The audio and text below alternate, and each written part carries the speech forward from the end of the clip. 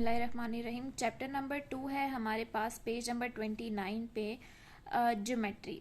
Geometry का मतलब होता है किसी भी चीज़ की शेप, ठीक है। अब शेप्स हमारे पास बहुत डिफरेंट तरह की होती हैं, लेकिन उनमें मेन डिफरेंस, उनमें सबसे मेन फ़र्क क्या होता है, जिनकी बेस पे हम उनको डिस्टिंग्विश करते हैं कि either it is a 2D shape, 2 dimensional shape है, या 3 डायमेंशनल शेप है। अब ग्रेड 2 के लेवल पे हम बच्चों को 2-3 डायमेंशन एक्सेस के अकॉर्डिंग नहीं एक्सप्लेन कर सकते। तो बच्चों के लिए जो इजी डेफिनेशन है वो 2 डेफिनेशन हैं जो मैं आपको बताऊंगी। कोई भी 2 डायमेंशनल फिगर हमारे पास वो होती है जिसमें लेंथ हो और विड्थ हो, लेकिन एक 3 डायमेंशनल फिगर में हमारे पास लेंथ भी होती है, विड्थ भी होती है और हाइट भी होती है। ये एक एडिशनल फैक्टर है जो हमारे पास 3 डायमेंशनल शेप में होता है। अब मैं आपको इसकी एक एग्जांपल से समझाती हूँ। लेट्स सी मेरे पास ये एक कार्डबोर्ड का पीस है, ठीक है। आपको नजर आ रहा है कि मेरे पास इसकी कोई ना कोई हाइट है, कोई ना कोई लेंथ है, इट्स लेंथ, ओके। इसकी कोई ना कोई लेंथ है मेरे पास और इसकी विड्थ है मेरे पास, ठीक है।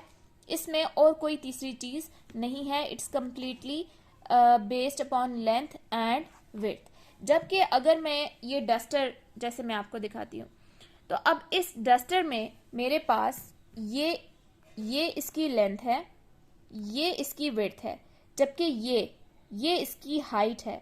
तो ये एक 3 डायमेंशनल फिगर है, 3 डायमेंशनल है। इसकी ज्योमेट्री क्या है? 3 डायमेंशनल, जबकि इसकी ज्योमेट्री क्या है? 2 डायमेंशनल। एक दूसरी डेफिनेशन जो हमारे पास 2 डायमेंशनल और 3 डायमेंशनल की है वो ये कि 2 डायमेंशनल ऑब्जेक्ट्स को हम होल्ड नहीं कर सकते और 3 डायमेंशनल ऑब्जेक्ट्स को हम होल्ड कर सकते हैं। कैसे? अब 2 डायमेंशनल में ये मेरे पास जो कार्डबोर्ड है इसकी शेप क्या है? स्क्वायर, ठीक है। तो इसे एज अ स्क्वायर क्या मैं होल्ड कर सकती हूँ? क्या मैं इसे ऐसे उठा सकती हूँ? क्या मैं इसको पकड़ सकती हूँ ऐसे अपने, ये मेरे हाथ पे ठहरेगा? नो। लेकिन can I hold this duster? कि इसकी जो शेप है उसमें इसको मैं होल्ड कर सकती हूँ। तो yes, I can hold this. So it is a 3 dimensional object and this I can't hold it, so it is a 2 dimensional object. अब हम वापस आ जाते हैं अपनी बुक पर और अब हमने मैच करनी है, सिमिलर शेप्स को एक दूसरे से मैच करना है। हम इजीली कर लेंगे, इसमें कुछ भी मुश्किल नहीं है। एक 2D शेप को उसके सिमिलर 3D शेप ऑब्जेक्ट से मैच करना है। अब हमारे पास 3D शेप्स में एक और इम्पॉर्टेंट चीज होती है वर्टेक्स, ठीक है। वर्टेक्स क्या कहते हैं? किसी भी चीज के कॉर्नर को। ये जो यहाँ पे कॉर्नर, जैसे इसका एक ये वर्टेक्स है, इस डस्टर का एक ये वर्टेक्स है, फिर उसी तरह एक ये वर्टेक्स है, एक ये वर्टेक्स है, ठीक है। तो इस तरह से वर्टेक्स हमारे पास क्या होता है? किसी भी चीज का कॉर्नर।